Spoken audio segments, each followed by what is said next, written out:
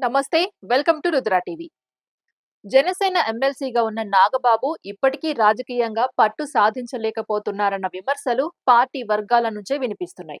Social మీడియాలో ట్వీట్లు చేయడం వరకు మాత్రమే ఆయన కార్యకలాపాలు పరిమితమవుతున్నాయే తప్ప క్షేత్రస్థాయిలో జరుగుతున్న వాస్తవ పరిస్థితులను తన సోదరుడు పవన్ కళ్యాణ్ దృష్టికి తీసుకువెళ్లడంలో విఫలమవుతున్నారని జన సైనికులే ఆవేదన వ్యక్తం చేస్తున్నారు.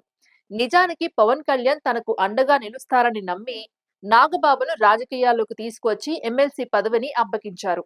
ఒక దశలో మంత్రి పదవిని కూడా ఇవ్వాలని ఆలోచించినప్పటికీ ఆ ప్రతిపాదన ముందుకు వెళ్లలేదని తెలుస్తోంది. అయితే ఈ స్థాయి బాధ్యతలు ఇచ్చిన తర్వాత కూడా నాగబాబు తన పాత్రను సమర్థవంతంగా నిర్వర్తించలేకపోతున్నారనే అభిప్రాయం బలపడుతోంది.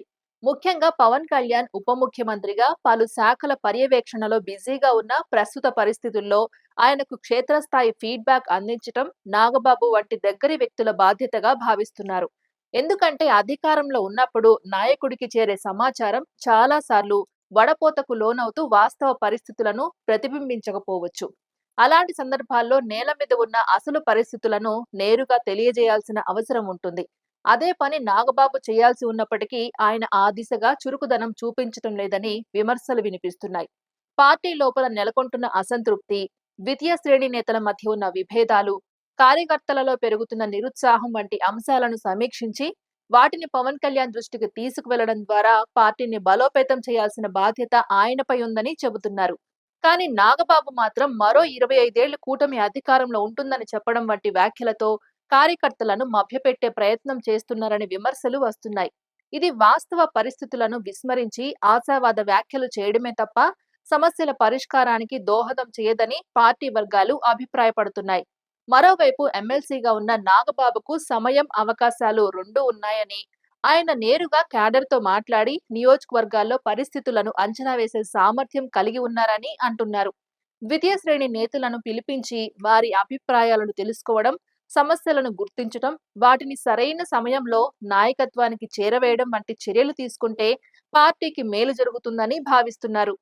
అయితే ఇప్పటి వరకు అలాంటి చురుకుదనం కనిపించకపోవడం ఆందోళన కలిగిస్తోంది. దీనితో పాటు సోషల్ మీడియాలో కూడా నాగబాబు పాత్రపై ప్రశ్నలు లేవనెత్తుతున్నాయి.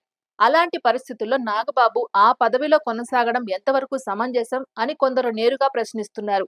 పార్టీ భవిష్యత్తు దృష్ట్యా ఇప్పటికైనా ఆయన తన బాధ్యతను గుర్తించి క్షేత్రస్థాయి వాస్తవాలను అర్థం చేసుకొని వాటిని పవన్ కళ్యాణ్ కు నిజాయితీగా తెలియజేయాలని కోరుతున్నారు. ఎందుకంటే నాయకత్వానికి సరైన సమాచారం చేరినప్పుడే సరైన నిర్ణయాలు తీసుకోవడం సాధ్యమవుతుంది.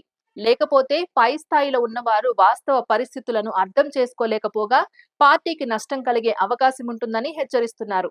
మొత్తానికి నాగబాబు తన పాత్రను పునః పరిశీలించుకొని సోషల్ మీడియా పరిమితులను దాటి క్షేత్రస్థాయిలో చురుకుగా పనిచేస్తేనే జనసేన పార్టీని బలోపేతం చేయడంలో తన వంతు పాత్రను సమర్థవంతంగా పోషించినట్లవుతుందని పార్టీ శ్రేణులు భావిస్తున్నాయి.